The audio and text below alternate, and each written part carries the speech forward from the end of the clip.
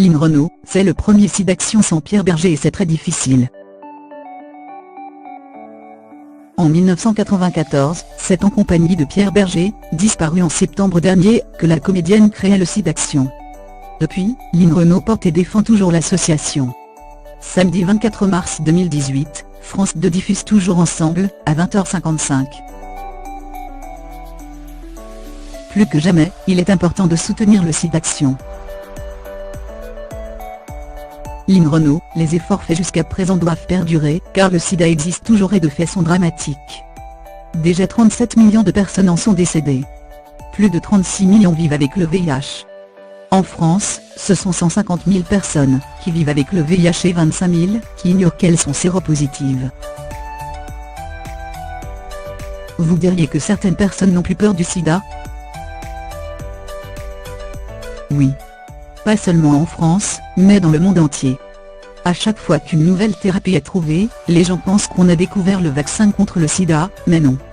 Il y a simplement des avancées dans les recherches.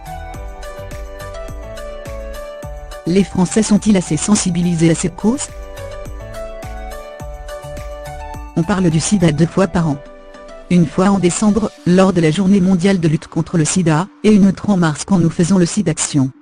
C'est peu, mais déjà extraordinaire d'avoir les médias à nos côtés pour nous aider à faire les appels aux dons. On imagine que ce SIDAction sera particulier, sans Pierre Berger, décédé en septembre dernier. Oui. C'est le premier SIDAction sans lui, et c'est très difficile. Pierre était mon frère d'armes. Nous étions complémentaires. Sans lui, je ne savais pas si j'allais continuer. Mais en mai 2017, alors qu'il était handicapé, on a parlé de la mort. Il m'a fait promettre de continuer le SIDAction. Ce n'est pas le moment de lâcher. Cette année, une nouvelle version de sa raison d'être a été enregistrée, 20 ans après sa sortie. Cette chanson a changé les choses?